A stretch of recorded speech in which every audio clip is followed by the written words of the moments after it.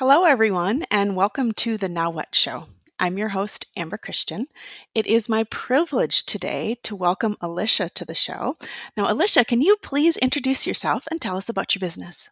My name is Alisha Baijounas. I am a stained glass artist out of Los Angeles. And my company is called Came From Hell. Now, I that's don't even need cool. to say my own name. It came from hell. Okay, so elaborate on that. Tell me more about It Came From Hell. How did you get a business started that you named that, of all things? Um, so I have a very broad sense of humor, but it was kind of satirical, to be honest. Mhm. I think about like when I'm asking my friends where they get all their really cool stuff, and I was like, wouldn't it be funny if the answer was it came from hell? And they're like, what are you talking? What? um, I'm a little on like the edgier side anyway, so it just kind of fit. And it was this actually was a name I came up with before I even started glass. I just was like, I kind of want to make like home decor stuff that's a little edgy, a little gothy, a little satirical.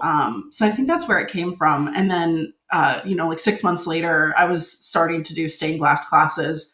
And I was like, I'm just going to call it It Came From Hell. And then my shorthand would be From Hell Glass. Oh, nice. From Hell Glass. Yeah. Nice. So why stained glass, of all things? I was looking for art classes to take because I'm in the film industry as like a day job, and we had a huge strike that went on for months and months and months. And I was like, I really need to stay creative. And I found an art. I've always loved stained glass. Every time I go travel, I always make sure to go to like all the churches in town just to see if they've got cool stained glass. I just think it's such an interesting art form. And it looks incredibly difficult and it's so technical. And I was like, I wonder if I'd be any good at it. So I found a glass studio kind of nearby. It's about an hour south of me. And they were doing a copper foil class. And I had a few like Thursday nights open, obviously, because of the strike. So every Thursday for like 5 weeks, I went over to learn copper foil. And then as we're doing it, I just love the process so much that I was taking any class they were offering. They were doing a lot of fused ornament classes and like a lot of different kind of like 3D glass classes. And I was just taking anything I could to learn little bits and pieces. And I was so into it that I just was like on YouTube all day, doing research. I bought like every stained glass book I could find. And then I was just like, I think I really want to do this for like a hobby at first. And then after, and this was kind of like June, July last year up until like October. And then I just started making my own patterns and working on stuff. And I got really good at it because I was basically spending all day working on stuff. Mhm. Um, so yeah, that's kind of how it happened. So your hobby really accelerated and then later turned into a business because all of a sudden now, with the strikes that happened, with the whole industry being down, because first it was the writers, then it was the actors. This was like kind of 1-2 punch for you, right? Of Yes. the Now, was basically everything for the kind of work that you do, was that basically shut down from the minute the writers' strike started? So I mean, you really went the extended time period, or when did your stuff stop? So the writers went on strike, and there were some waivers for shows that could still operate because or the actors hadn't started their strike yet. So you could work on small stuff like features or commercials, like things that had already been written and paid for. Mhm. Anything new or any like television network stuff that requires a writer to do modifications on the scripts, that all could not shoot. So I had ended up on a couple of things that like had already been complete. I got pretty lucky. I worked a little later into the strike. I worked until I want to say the middle of May. And then I picked up a feature last October that had already been written with no modifications. So there was a little bit of work here and there. But then when the actors went, it was like, oh God, the only thing you could shoot was like already written non-union actors. And you never know what you're getting with that. So I think a lot of production just kind of was hesitant. Mhm. But I will say I worked a little bit later into the strike, which I'm thankful for. But it's been pretty crazy because we haven't really recovered since that happened. Hmm. Because that whole industry with there being so many different components to it, and when one shuts down, it really creates a huge ripple, right? And then the next one shuts down, and so you find yourself affected for a very long period of time, because then things have to slowly spin up once everything's resolved. And so in the middle of that, you're all over making stained glass and taking classes, and you're like, well, I have a window here. And so Yeah. it seems like your hobby just accelerated really fast, because all of a sudden now you got time, right? And you can, as opposed to where if someone's initially starting a hobby, they might do a day here, day there, night here, night there. You're like, let's go. Yeah, I was like, how can I stay creative every day, because I'm so used to being on set and being in a creative conversation and collaborating, which is something that's a little interesting about doing such a solo art. But I'm just so used to being in a creative environment every day. So I was like, okay, I need to replace that with something. 'Cause I will go actually crazy.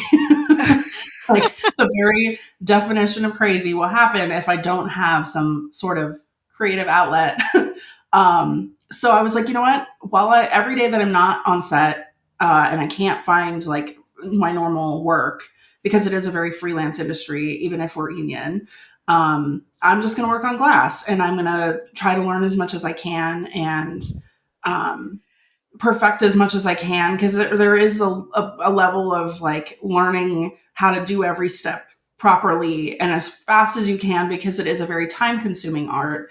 Um, but I was really kind of fortunate that I had a period of time, and I was very encouraged by people around me to really dig in my heels in, and like, because they saw that I was so in love with doing the process. I just got kind of lucky, and I had a really good workspace, and I just started like building stuff, and deciding like, looking at other people's art, and so many stained glass artists have such a distinct style, and kind of trying to find what my style was going to be over that period of time too. So it's just kind of yeah, it just sort of elevated from hobby to like my job very quickly. Yes, very, very quickly.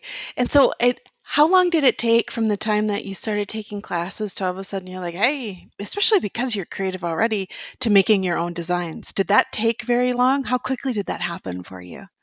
It was actually pretty quick. So I had bought a bunch of patterns from other artists. That there's a few artists on Etsy that sell patterns, and they have Hmm. like a funky, weird style. They do a lot of like Lord of the Rings stuff, and Super Mario Brothers. And I'm really into video games and cartoons. And I always make a joke that there's like a 14-year-old boy locked down somewhere inside of me, because I'm into like the weirdest like kid stuff. I love video games. I'm like 40 and I love this stuff, and I am not ashamed. But all of their stuff was very inspired by that. So I bought those patterns to sort of perfect what I had already learned in class. And very quickly, I was kind of, as I'm cutting things out and playing with the lines and the patterns, I'm like, I can actually like design my own stuff. Like I think I'm confident enough, and I use Procreate always anyway for makeup artistry. I know that sounds crazy because it's a drawing app, but I do a lot of fake tattoos for shows. Oh, That's one okay. of my specialties. So I'm already used to using Procreate to create fake tattoos. So I was like, I bet I could figure out patterning pretty quick. So I was just playing with some designs, some basic shapes and ideas, and then it just sort of went crazy. Like my very first couple of things I made were all these monster cupcakes and ice creams. Um, they were really complicated shapes, and if I did them again, I would modify those patterns a little bit, because I think I was like, I could do this, and they were really hard, wavy shapes, and I spent a lot of a lot of time cutting those pieces out. I want to say like each one took me like 2 weeks to make. Um, because they were so complicated. But I would say, I mean, I finished taking classes, I want to say in like October, and by like December, I was making my own patterns already. Hmm.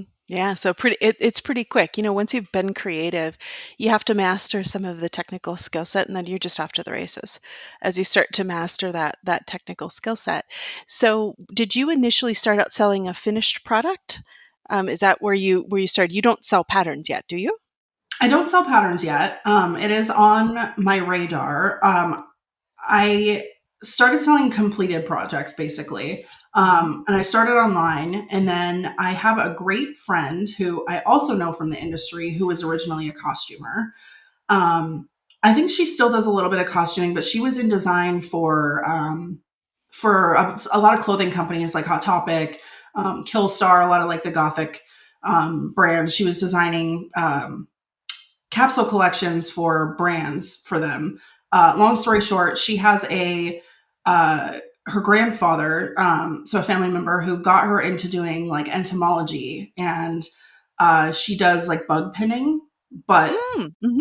beautifully. So she's probably one of the people that, I mean, I have a ton of her stuff in my house, but she's one of the people that do that. That is so technical and so thoughtful with her work, and everything is in basically like these glass petri dishes. And I had run into her at a few markets actually, just like going and exploring in LA, and I'd run into her in a couple markets, and I was like, who would know a lot about this is my friend Adrienne, and her company is called Decayed Brocade. If anybody is interested, she's online as Decayed Brocade, but she took some time and talked to me on the phone about markets, and really was like, okay, send me your stuff. Like, I think you're pretty niche, because of my brand name, Yeah. and because of the content I'm making. So I'm doing a lot of bats, a lot of like horror themed, spooky stuff, but very brightly colored. So everything, I like to call it whimsy horror. But she's like, you'd be great for like oddities markets and like peculiarity things, and Hmm. all these like Halloween like festivals, things like that. Your stuff would do really well there. So I started doing some research, and I was like, you know what, I'm going to try to do a market. And so I borrowed a pop-up tent. This was back in April of this year. So I borrowed a pop-up tent, and bought a couple of like grids to put some stuff on, and I didn't have very much stuff.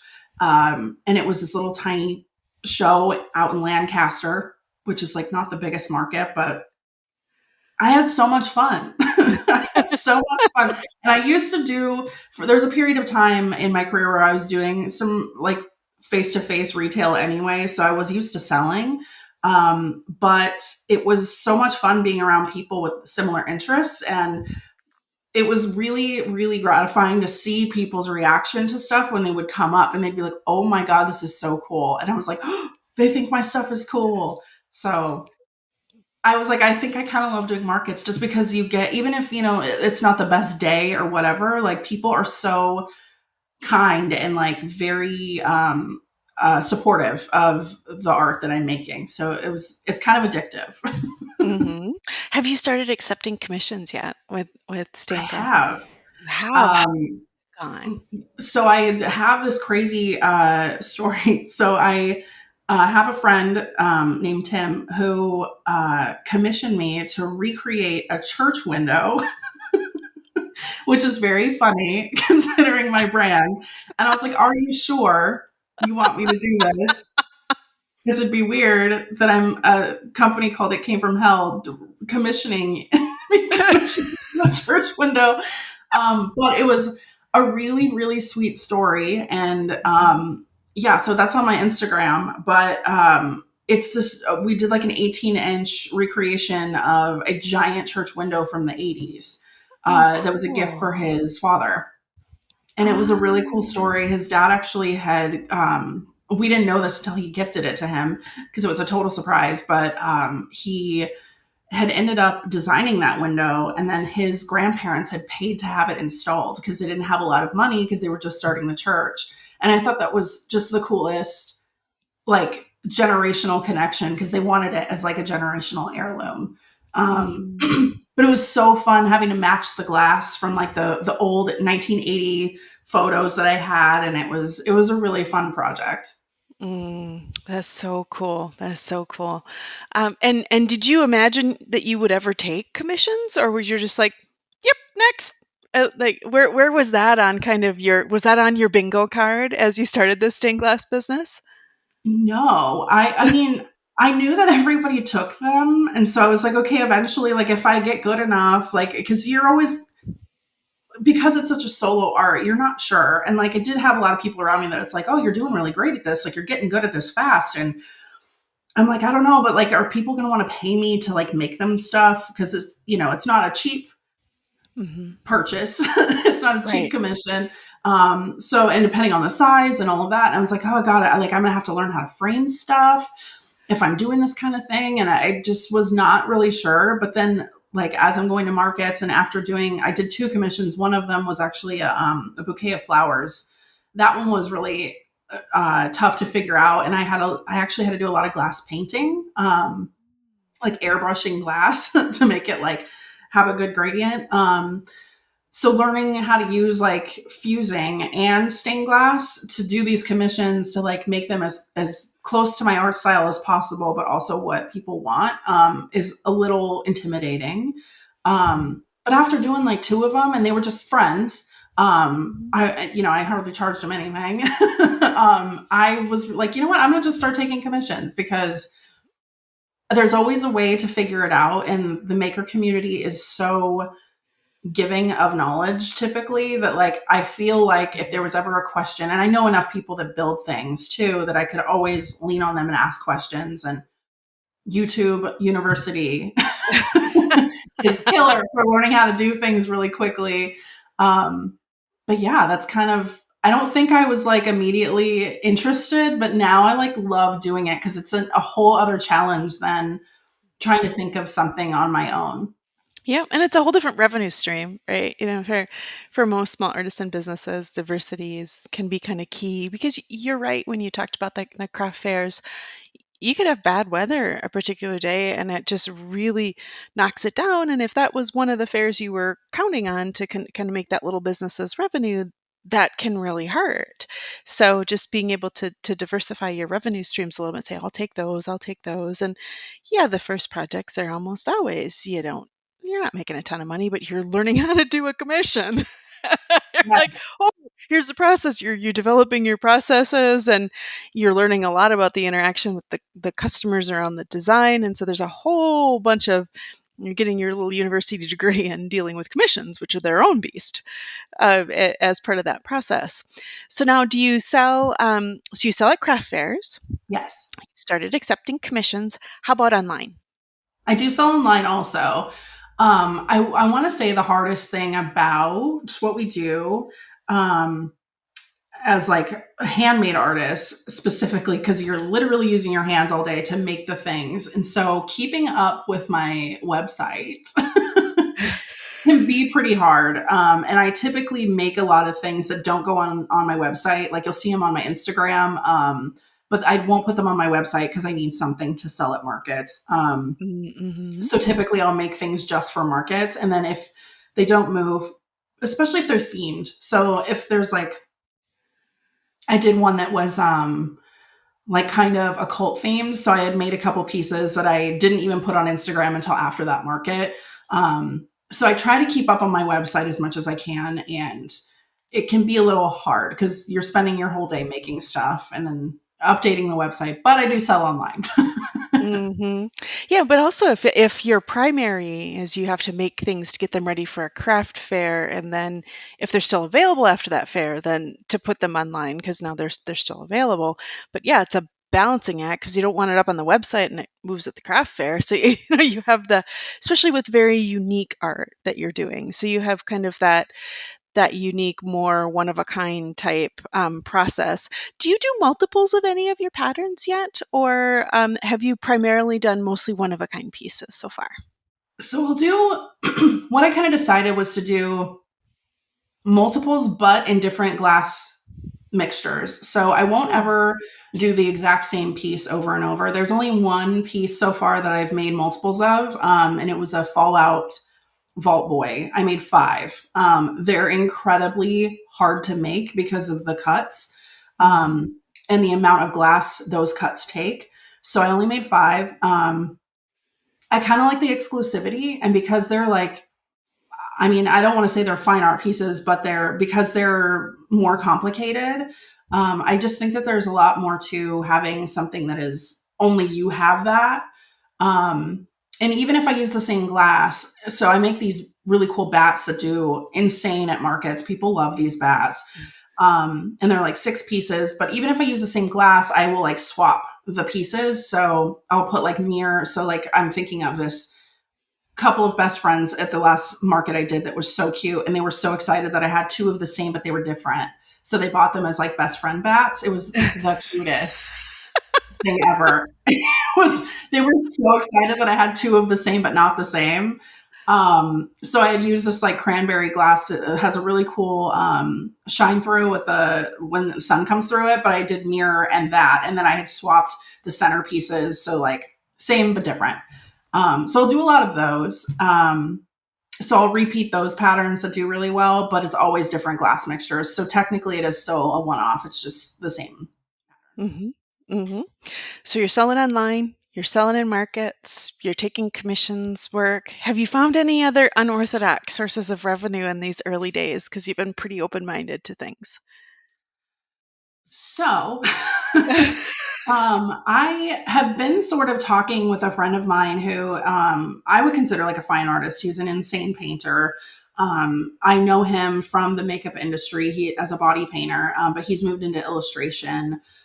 He still body paints. I think all of us are finding other avenues of artistic creativity. And I think I've been doing makeup for 20 years. So Hmm. there's still tons to learn every day when you're on set, but I think this is just so much knowledge and so much learning all of the time that it's like kind of a little bit more exciting at times.